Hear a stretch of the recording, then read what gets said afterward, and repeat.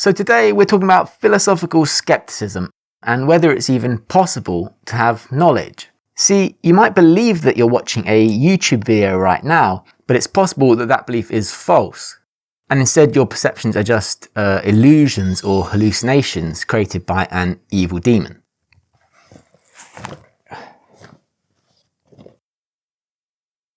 So according to philosophical skepticism, you could be being deceived by an evil demon, or you could be in the Matrix or a simulation, or you could be a brain in a jar being fed signals artificially, and there's no way you'd be able to tell the difference. And so if you can't tell the difference between these scenarios where all your beliefs are false and the scenario where you're in the real world and your beliefs are true, then can you really be said to know anything at all? And that's what today's topic is about. It's about whether knowledge is even possible given the possibility of these skeptical scenarios.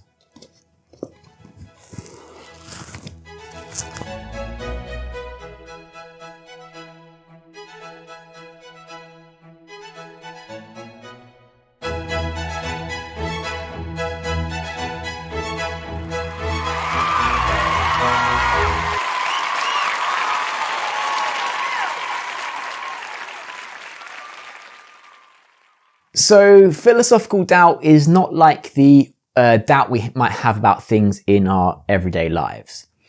If you left your house in a rush, for example, it's normal to doubt whether you turned the lights off before you left.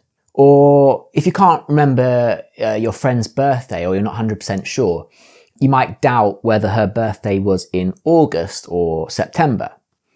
Or if you're on the jury, you might doubt whether the suspect really is as innocent as he claims. And so when the evidence is incomplete or lacking like this, it's normal to doubt your beliefs. But philosophical doubt extends the reasons for doubting our beliefs beyond what would be considered ordinary. So in the case of my friend's birthday, in the ordinary context, my doubt could be removed by, say, checking the calendar in my phone. And when I see her birthday is in August, the doubt is removed. However, in the philosophical context, the doubt doesn't go away that easily. So perhaps my phone has been hacked for some reason and they changed the date just to mess with me. Or maybe for some reason my friend was lying to me about their birthday and they're actually born in January instead.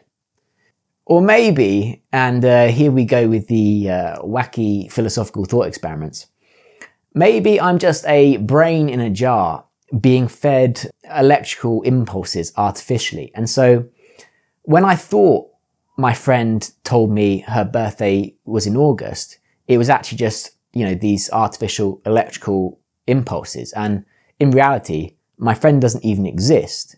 And so my belief that her birthday is in August was false.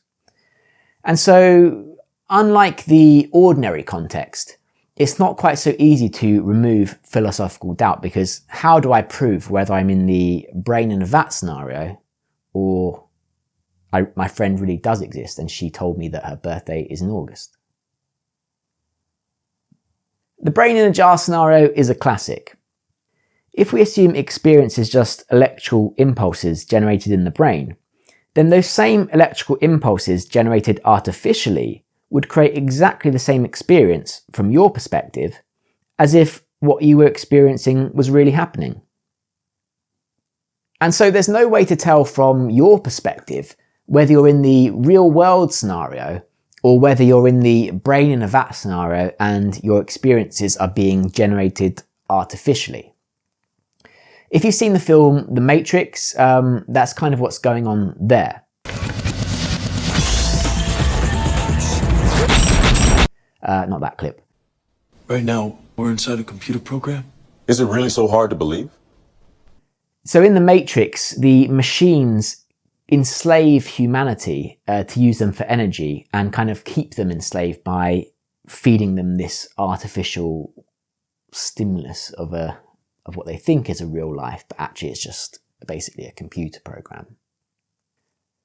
Another such scenario that people talk a lot about these days is the simulation hypothesis. So, given that computing power keeps getting better and better, and with it our ability to simulate worlds keeps getting better and better, then perhaps in the future we'll be able to generate simulations that have the same kind of fidelity as real life, including consciousness such as yours and mine. And so if such a level of technology is possible in the future, then it's possible that your experience now is actually just a simulation created by some, nerd in the year 3000 who wanted to simulate and experience what life in 2024 was like. Anyway, the point of these skeptical scenarios, at least for the purposes of today, isn't to argue that these skeptical scenarios really are the case, that we really are living in a simulation, or that we're really just brains in a vat or living in the Matrix. Instead, the point of these scenarios is that they could be true and we wouldn't be able to tell the difference. The possibility of these skeptical scenarios kind of pulls the rug out from under our ordinary ways of justifying our beliefs, because I might think I know that I have hands because I can see that I have hands, but that justification, my visual perception of my hands, is equally compatible with the brain in a vat scenario as it is the real world scenario where I really do have hands and my hands are what cause my perception of my hands. So the two sides of the debate today are this. The global skeptic, on the one hand, says that because these philosophical skeptical scenarios are possible, we don't know anything at all. We don't know we have hands, we don't know 2 + 2 = 4, we don't know anything. And then the other side, let's call him the anti-skeptic, non-skeptic. The non-skeptic defends our ordinary knowledge. The non-skeptic says that we can know that we have hands, that 2 + 2 = 4, and so on.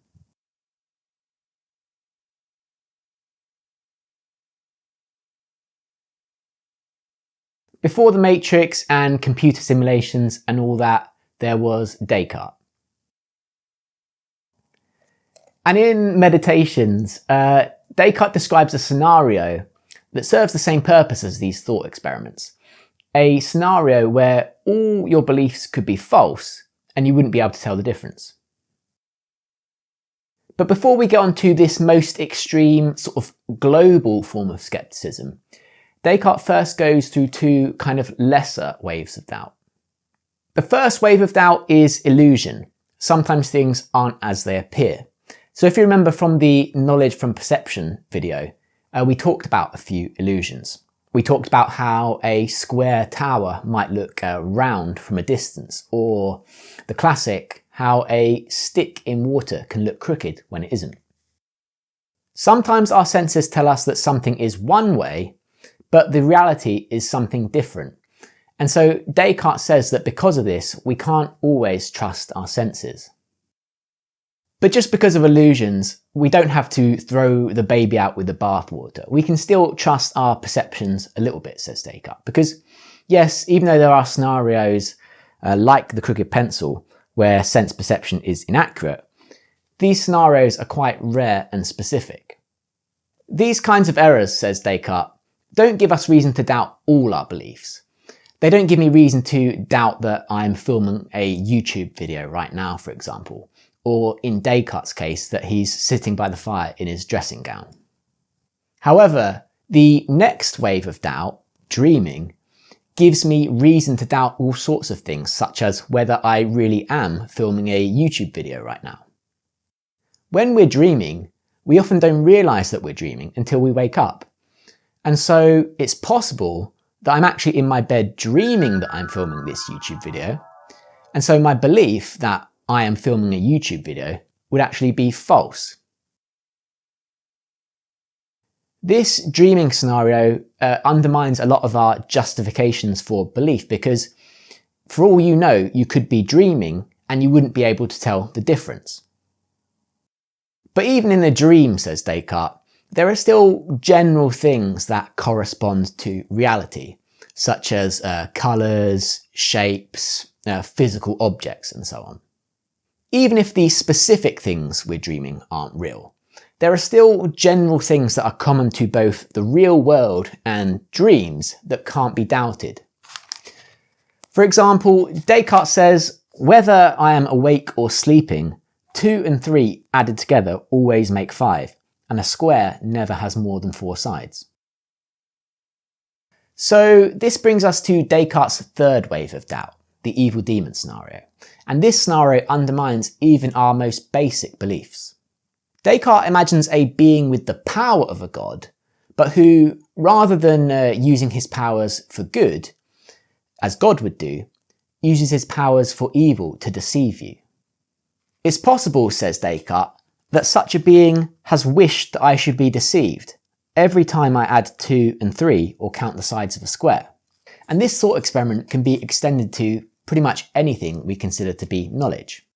So you think you know that you have hands. Well, no, you don't know that because you don't have hands. You're just a disembodied mind, and the evil demon was just messing with your perceptions and making you think you had hands. Or you might think, I know that Paris is the capital of France, but no, says Descartes, you don't know that either, because the evil demon was again just kind of messing with your perceptions. France doesn't even exist, let alone Paris, and so that belief was false as well. And again, I know that 2 plus 2 equals 4. I mean, it's possible that the evil demon was messing with your mind every time you added 2 and 2 together. And again, the answer is actually 5, but the evil demons tricked you into thinking it's 4. And again, with all these scenarios, you wouldn't be able to tell the difference when your belief was true or when it's false. And so, whatever. So Descartes' evil demon is a classic example of philosophical doubt. Rather than going through each belief one by one and doubting it that way, which would take forever, Descartes instead undermines the foundations for all our beliefs. By undermining the foundations of all our beliefs, such as perception and thought, the evil demon undermines all the beliefs themselves and raises the question of whether knowledge is even possible. This position of global scepticism is where Descartes finds himself at the end of the first meditation. He decides to treat everything that can be doubted as false. And so the question is whether Descartes can rebuild his knowledge or whether he's going to remain a skeptic forever.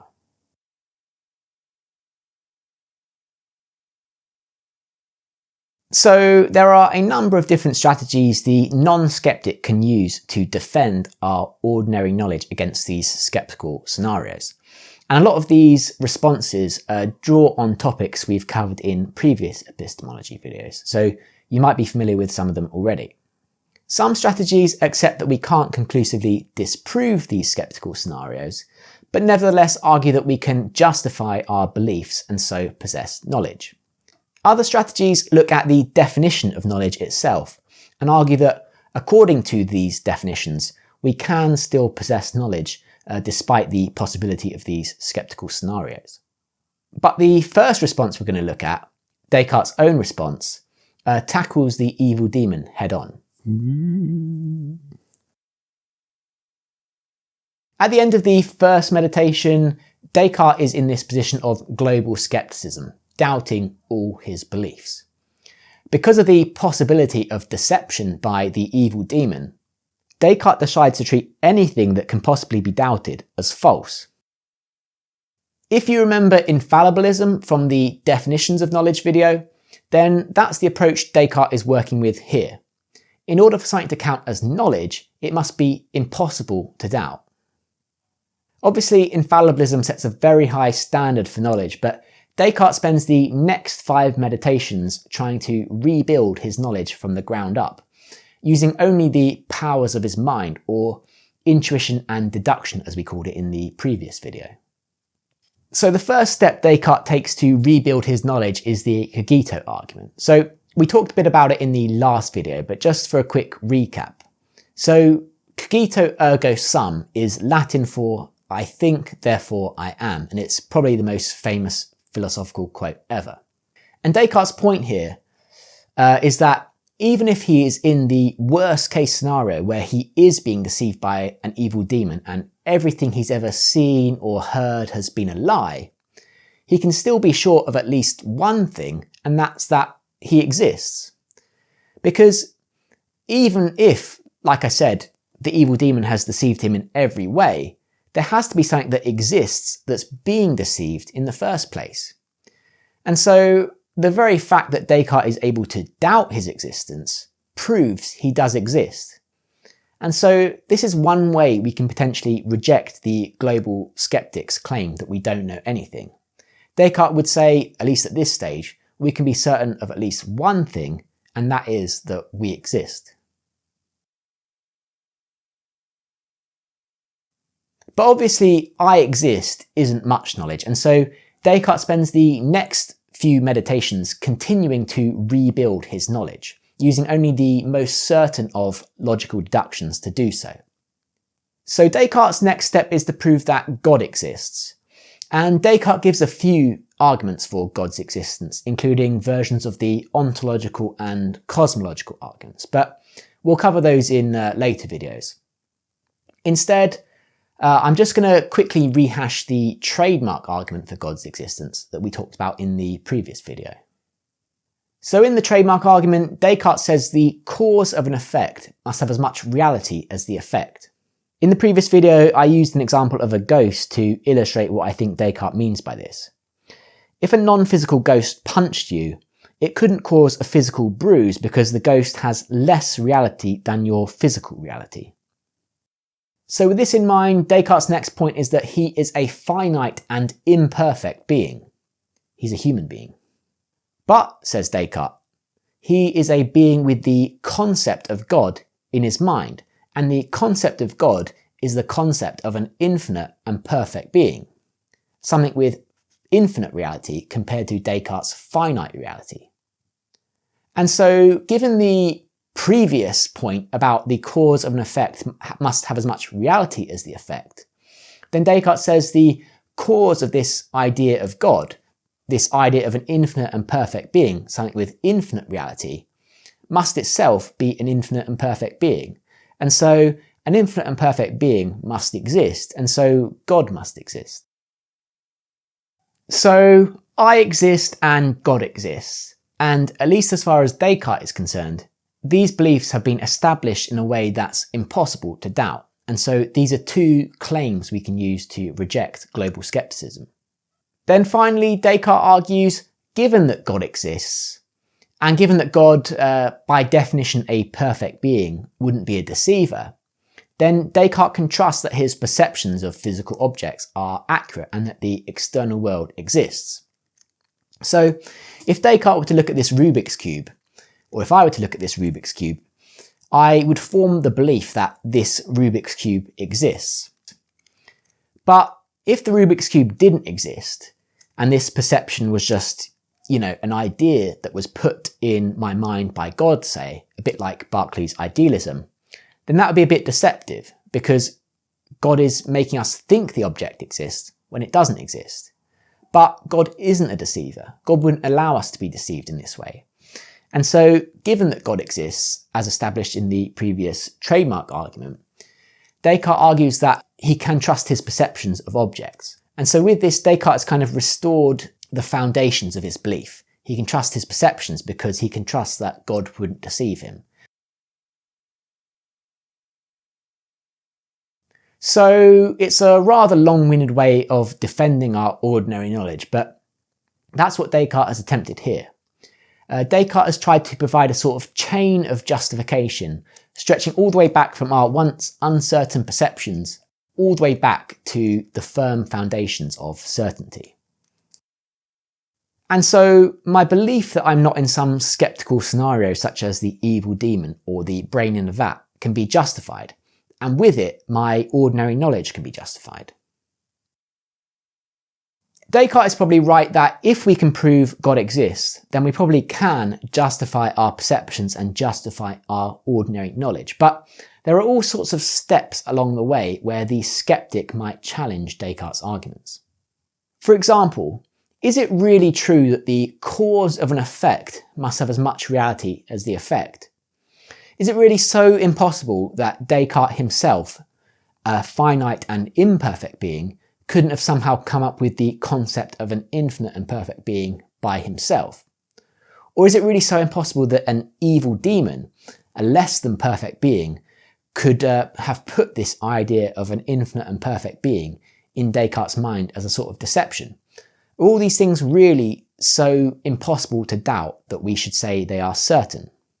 If these premises aren't certain, then the skeptic can challenge Descartes' trademark argument and argue that he can't justify his perceptions because he can't justify that God exists. And so we're back to square one. We don't have any knowledge because we can't prove we're not being deceived. What's the phrase? Hoist by your own petard, or creating a rod for your own back?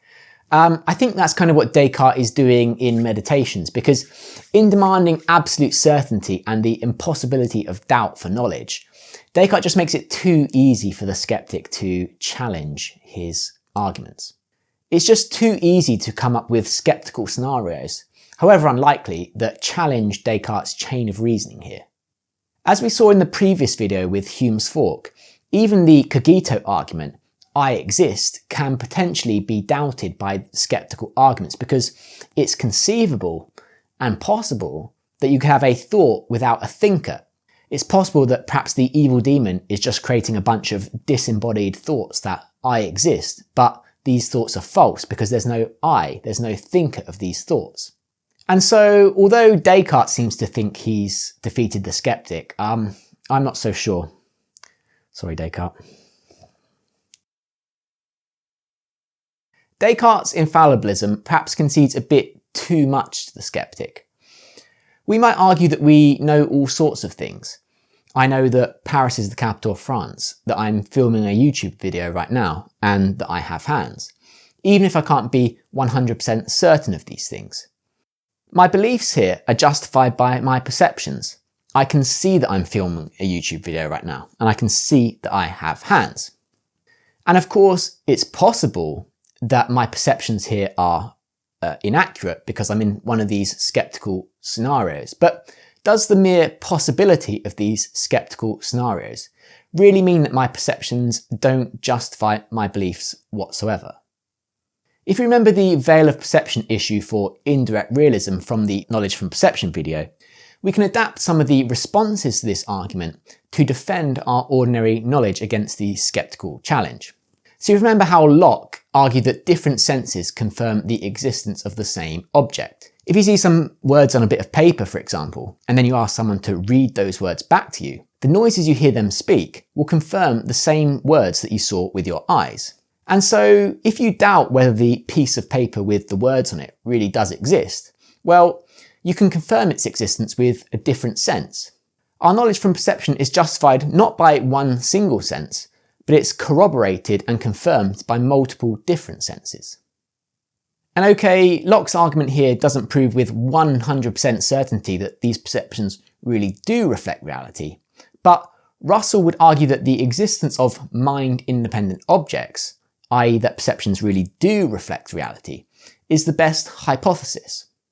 So when I look at and perceive my hands, for example, what's more likely? That my hands really do exist and that it is these hands that cause my perceptions, or that I don't have hands at all and that my perceptions are caused by something else? Well, Russell argues that the simplest or most parsimonious explanation of my perceptions of my hands is that my hands really do exist. And so while it's possible that I don't have hands, the best explanation is that I really do have hands. And so my belief that I have hands can be justified as the best explanation of my perceptions. However, the skeptic would probably reject the claim that the existence of my hands really is the best explanation of my perception of my hands. After all, the whole point of these skeptical scenarios, such as brain in a vat and the evil demon, is that your perception would be identical in the scenario where you don't have hands as in the scenario where you do have hands. And so the skeptic would argue that there's no reason to say one hypothesis or explanation is better than the other, given that both hypotheses are equally consistent with my perception of my hands. As to Locke's point about the coherence and consistency of different senses, well, the skeptic could just argue that it's possible that the evil demon is creating coherent senses like this. So when the evil demon deceives you about a visual perception of your hands, he also accompanies it with, say, the tactile sensation of feeling your hands. Or if it's the brain in a vat scenario, it's surely equally possible that whoever's controlling these artificial stimuli just makes sure that the appropriate sense experiences go together. So when you see that you have hands, you also hear that you have hands or can feel that you have hands. And so the skeptic would reject Russell's claim that the existence of my hands really is the best explanation of my hands. The skeptic would just insist on the original claim that there's no reason to prefer the skeptical hypothesis over the non-skeptical hypothesis because both these hypotheses are equally consistent with our perceptions and experience. And again, the problem re-emerges. If you can't justify that your perceptions are accurate, then you can't justify any of the knowledge that comes from those perceptions. And so the skeptic's problem remains. Whatever the skeptic, you know what I'm saying. The skeptic's challenge, we don't know anything basically. A different tactic we might use to defend our ordinary knowledge against the skeptic's claim that we don't know anything is Berkeley's idealist theory of perception. So if you remember, Berkeley argued that everything we perceive, and indeed everything that exists, is just mind-dependent ideas, and that the idea of a mind-independent object, such as a table or a chair, is wrong. Everything is mind-dependent, or, as he puts it, to be is to be perceived. If this idealist theory of perception is correct, then the skeptic's argument never really gets going because these skeptical scenarios, such as the evil demon, brain in a vat and so on, work by describing scenarios where your perception is one way and reality is another way. So for example, I perceive that I have hands, but this belief is false because the mind-independent reality is that I'm a brain in a jar being fed artificial stimulus to think I have hands.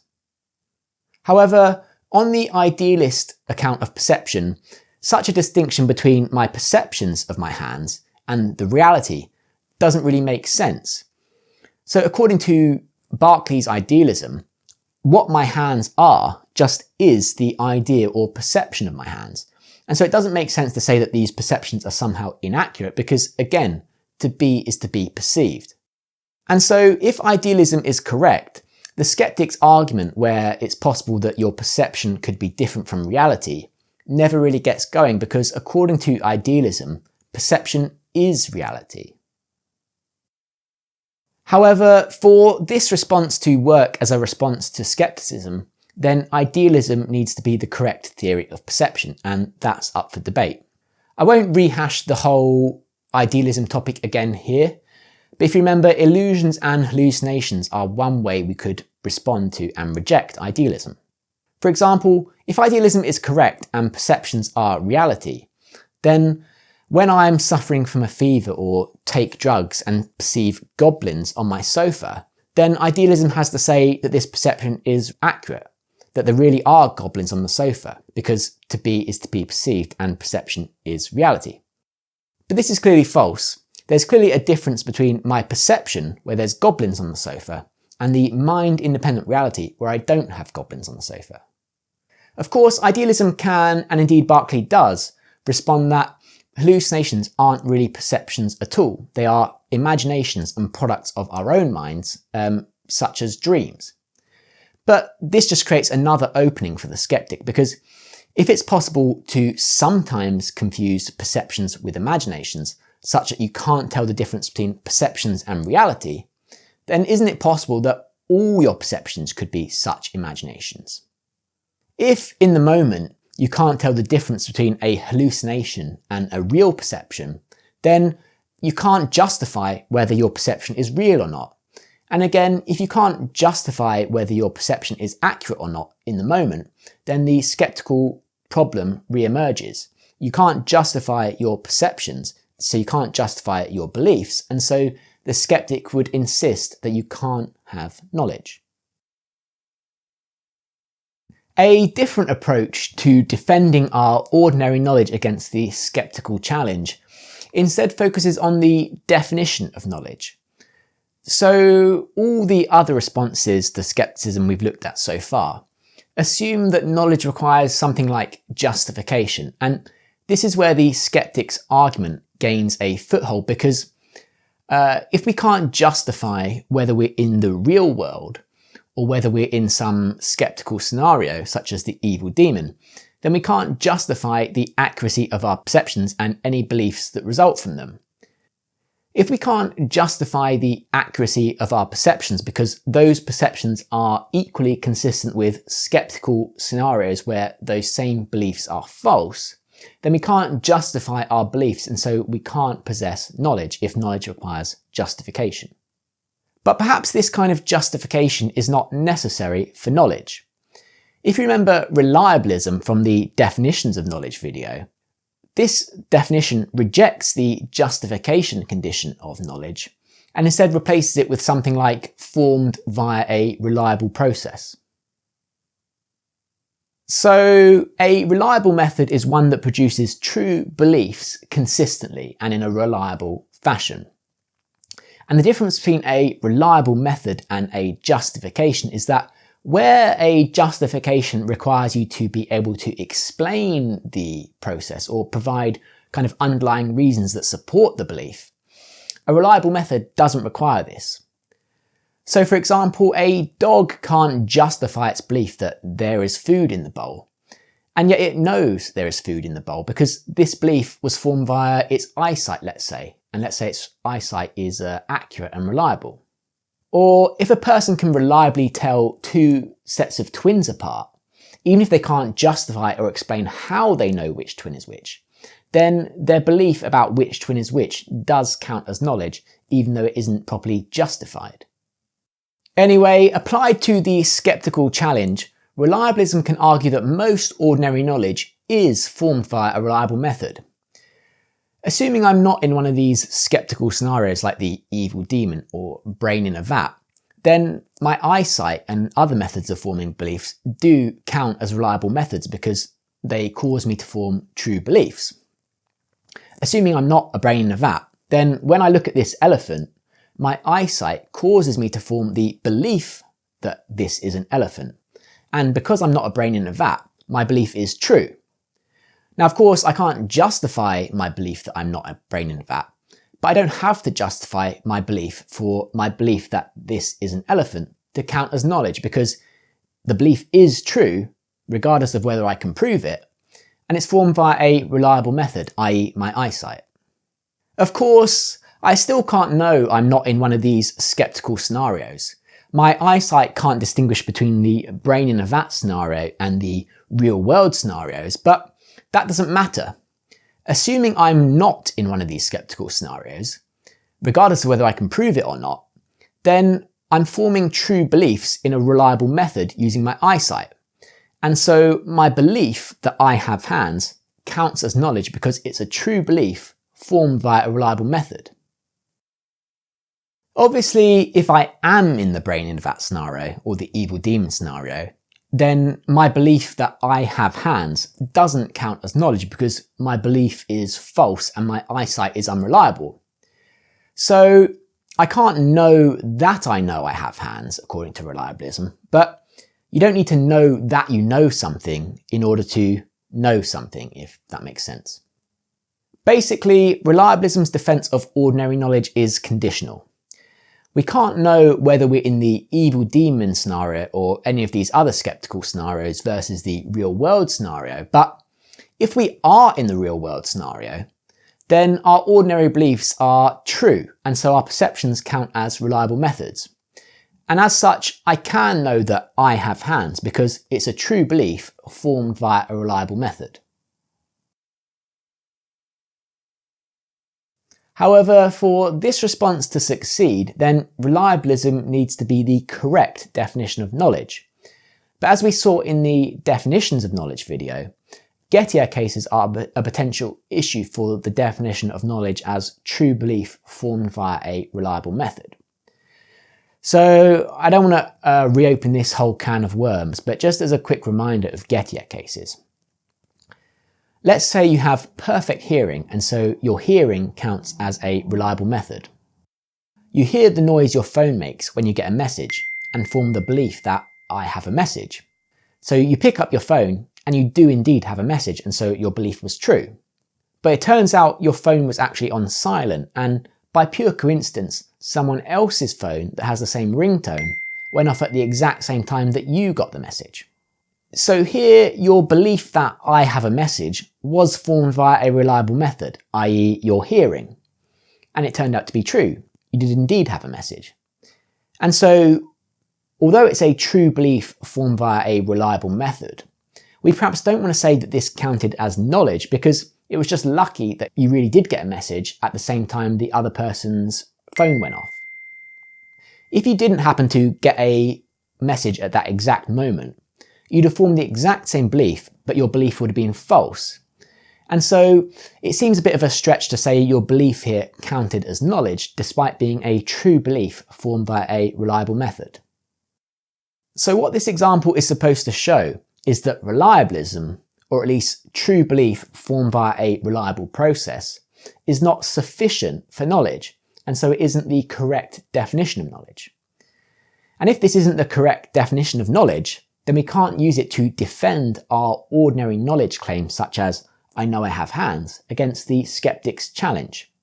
Even if it's true that I have hands, and so my belief that I have hands is true and formed via a reliable method, this doesn't prove that I know I have hands, because true belief formed via a reliable method is not sufficient for knowledge. And so, if this isn't the correct definition of knowledge, then we can't use it to defend our ordinary knowledge claims against the skeptic's challenge.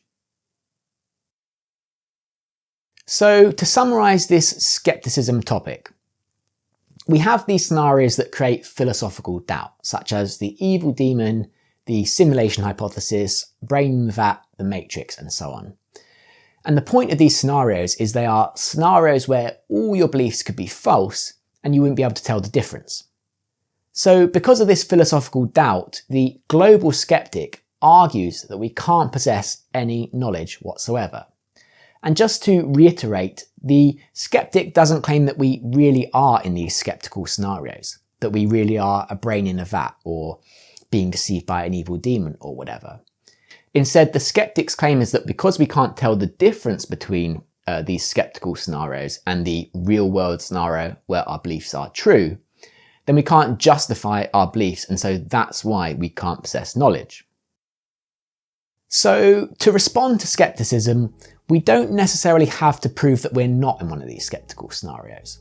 We don't have to prove we are not a brain in a vat or that we're not being deceived by an evil demon, although that would be nice. Instead, all the non-skeptic has to do is to defend their ordinary knowledge claims as knowledge, despite the possibility of these skeptical scenarios. So we saw several ways we might defend ordinary knowledge claims, such as, I know I have hands, against the skeptic's challenge. We saw how Descartes rejects skepticism head-on by arguing that God exists, and so God wouldn't deceive him or allow him to be deceived about the existence of his hands. Next, we saw how Russell might potentially argue that, while we can't be 100% certain that we have hands, the existence of our hands is the best explanation of our perception of our hands, and so, as the best hypothesis, my belief that I have hands can be justified. Then we saw how the skeptic's argument never really gets going against idealism, as, according to this theory of perception, to be is to be perceived, and so if you perceive that you have hands, then it must be true that you have hands. And finally, we saw how reliabilism, an externalist definition of knowledge, sidesteps the skeptic's argument altogether by arguing that my belief that I have hands doesn't require justification to count as knowledge. Philosophical skepticism is really the quintessential philosophy debate, or at least the quintessential epistemology debate. It goes back even earlier than Descartes and his evil demon in the 1600s, back to Plato and his cave in the 4th century BC, and even earlier than that. Everyone over the years, from teenage stoners to these philosophical heavyweights, has been considering a version of these skeptical scenarios, and the debate is still very much a live one today, with far more to it than I've covered here today. But of course, this whole debate is one that has zero impact on our lives, but it's still fun to talk about, and I hope you found this video interesting. So that about does it for philosophical skepticism, and with it the epistemology topic. So over the course of the next few videos, we're going to move on to something much more practical, which is moral philosophy. So all that remains for this video is the part where everyone clicks off, but it's actually my favourite part, which is the bit where I review the books. But unfortunately, we didn't cover many books today. So if you did want to research this topic in a bit more detail, I'll link some useful links below. Anyway, books. As always, you can get my book. I don't think there's that much more than what we talked about today, and it's also on my website. So if you're getting my book for Scepticism, maybe just get the website. But I probably seem like a marketing agent for copies of Descartes Meditations at this point. But I really do recommend this book. It's like I said in every video, it's great. So yeah, get yourself a copy of Descartes Meditations. And if you, well, whatever. Right, going really mad this time. I think that about does it for this video. Thank you so much as always for watching, and yeah, we will see you in the next one.